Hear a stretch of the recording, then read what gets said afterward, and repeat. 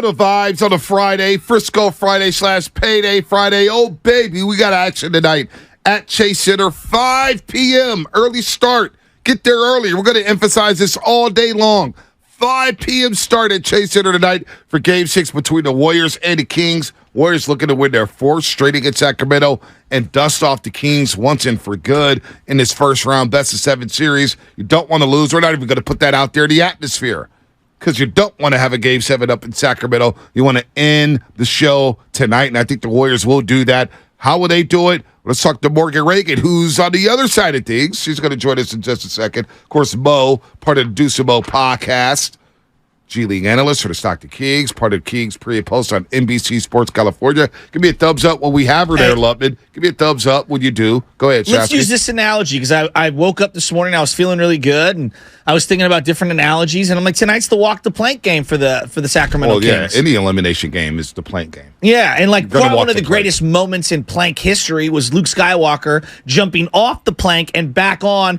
as R2-D2 throws him his lightsaber, but that's not going to happen tonight. Tonight's old school pirate type stuff. You're Blackbeard, who would I be? I don't know. I don't know where this analogy's going. What?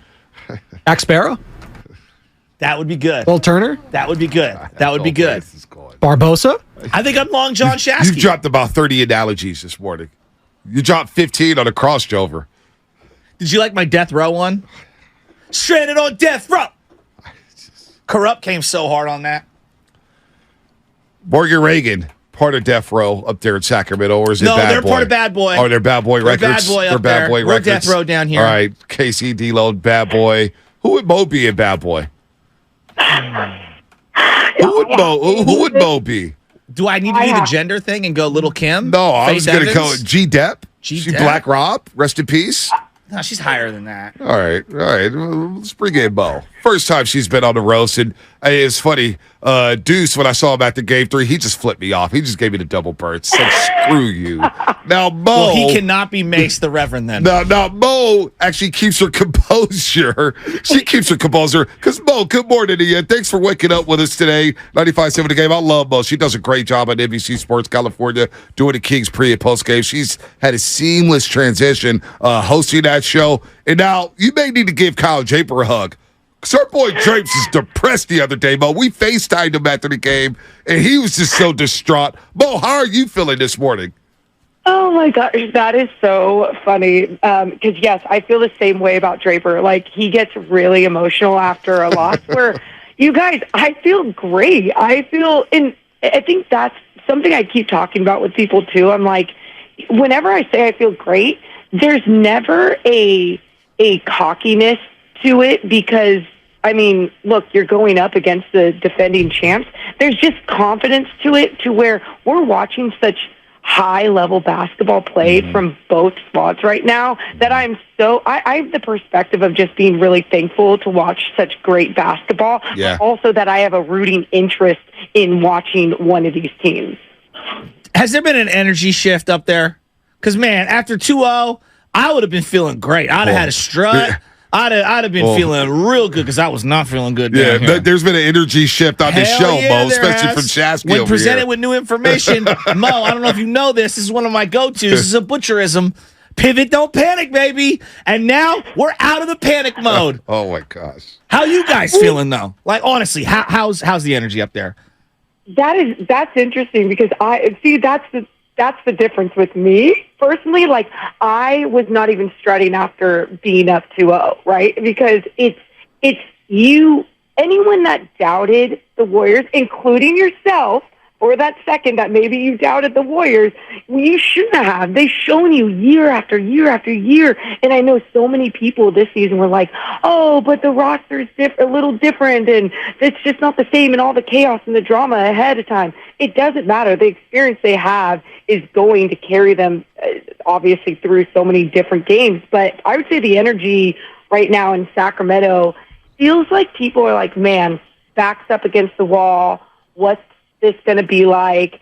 It's not as confident as it was being up 2-0, but I have maybe my perspective is kind of lame too, because I just feel like wow, what a great year to grow off of, right? Like, I'm so glad that we got to go up against the defending champs, just because it's like if they went up against a mediocre team in the first round of playoffs, and let's say they won or they lost, like, what type of experience are they getting? Where this experience, they already know what type of things they need to do in the off season to reach all of the goals that they want to reach. What's been the biggest surprise for you from either side, Warriors or the Kings, regular season to playoffs? Because I know a lot of Warrior fans, playoffs are different, and I'm sure there are a ton of people from the Kings' perspective like scoffing at that, but there are differences. So what are some of the biggest differences in your opinion? Yeah, I mean, I don't know who you guys are talking to that are saying that, scoffing at that, because I think that's been one of, like, especially Deuce and I, our number one thing. We go, playoff is a different beast, and it's not like we've experienced it firsthand covering a team, but we consume NBA basketball 24/7. It's in our blood. And so watching playoff basketball, you just know it's different. But I think I expected the physicality to be one of the biggest things. I guess the adjustments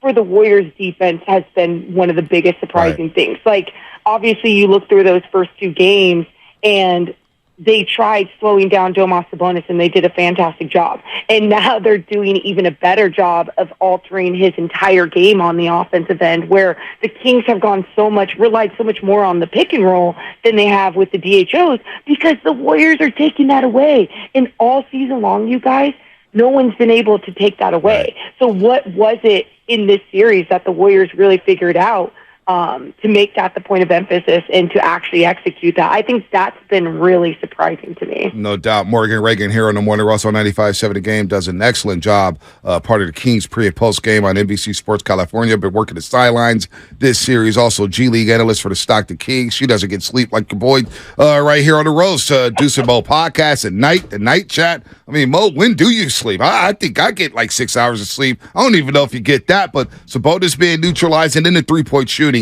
I think it's been my biggest surprise, Mo. I'm looking at these numbers here. Harrison Barnes, 4-15 last 3 games. Davion Mitchell, 4-15 last 3 games. Malik Monk, 3-14 last 3 games. 2-9 for Trey Lyles last 3 games. And then Kevin Huerter. What has happened to Kevin Huerter here, Mo? You guys, this is I don't know what's going on, but right now, the Kings shooting 30% from deep in this series is absolutely embarrassing, right? I think, and this is why, because I don't know the stat going into this game, but the stat going into last game, the Kings were shooting 26% on wide open threes. So not even a hand in the face.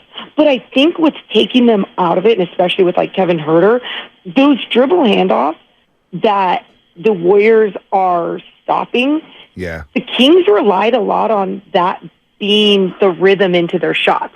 And so you're seeing this team hesitate a little bit more on those threes. They're not getting their footwork down. They're not in the same one action, one flow, one rhythm that they were in the regular season. And that's where I think the Warriors should get a lot of love, even though I know some people are like, wait, but they're wide open. Why aren't they making those? Because it's still that Warriors defense has altered the way that they've even gone into those wide open threes.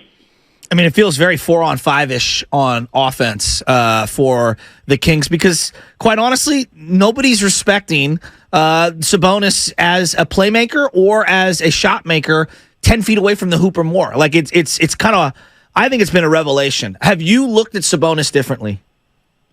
Yeah, in a lot of ways, yes. Think about this, you guys. All through the season, people were like, hey, with Domas Sabonis, you just gotta stop his left hand. Just force him right.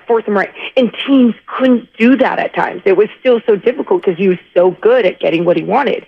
And now you saw this Warriors game plan of being like, okay, actually don't put a body on him. Force him to shoot that jump shot.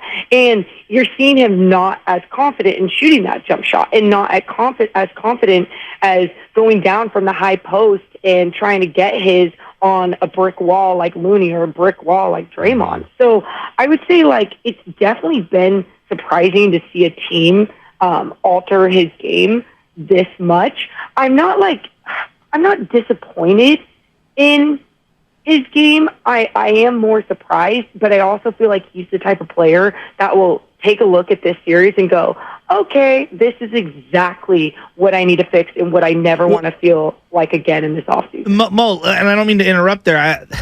I thought he had more repertoire. I thought he had more right hand around the rim. Yeah. I thought he had a drop step. I thought he had a couple of different post moves. I thought he's just had a little more touch, a little more finesse to his game. He seems a bit more robotic. Shoulder down, elbow into you. I'm going up with the left. It's very predictable, I guess is what I'm saying.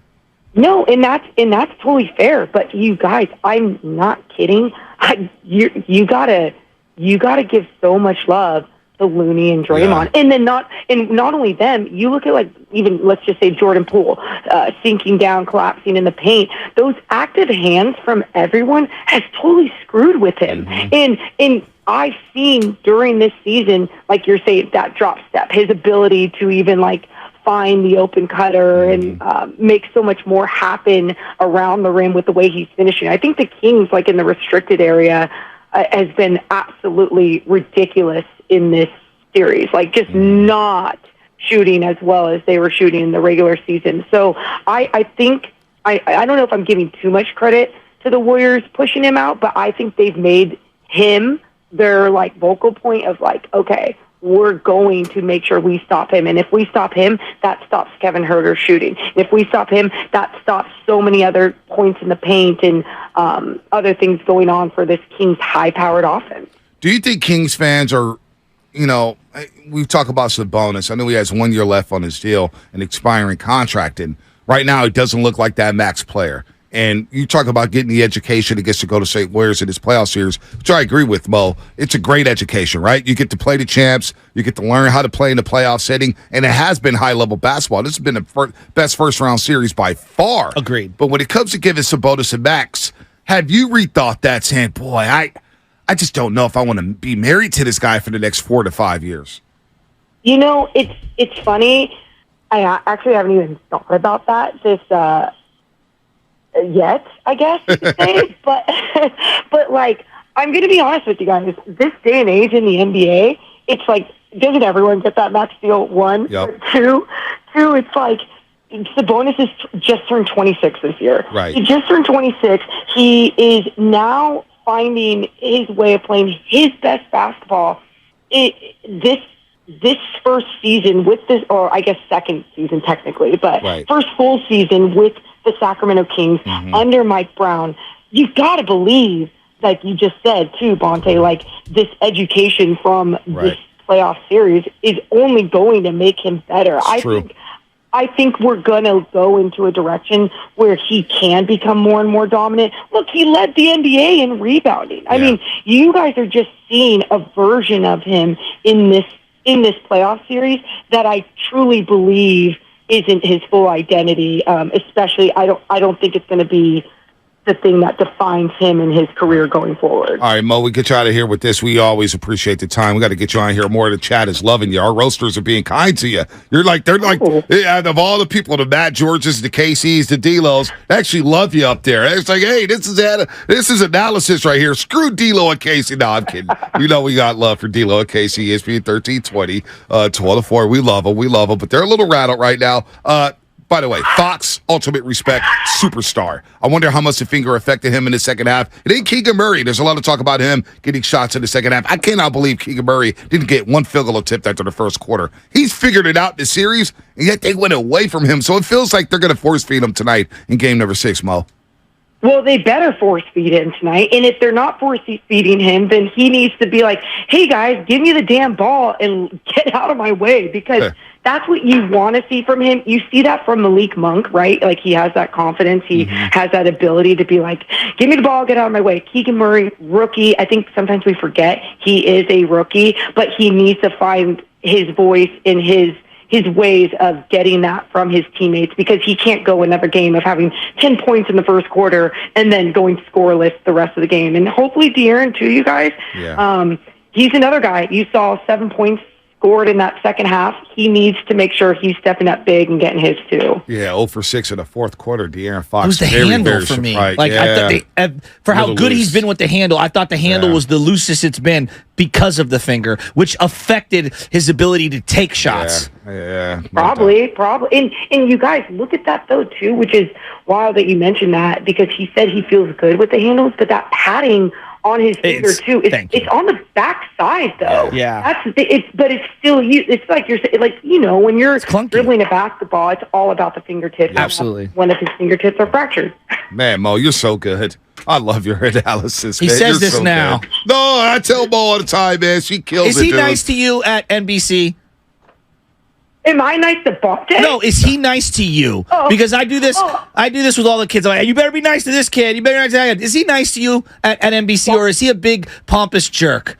Oh, he is too kind. Bonte is so sweet, but I think because we know we're two basketball minds, so we have respect for one another. I've never heard anyone describe him that way. No, well, what are you only thinking, Shazzy, man. Yeah.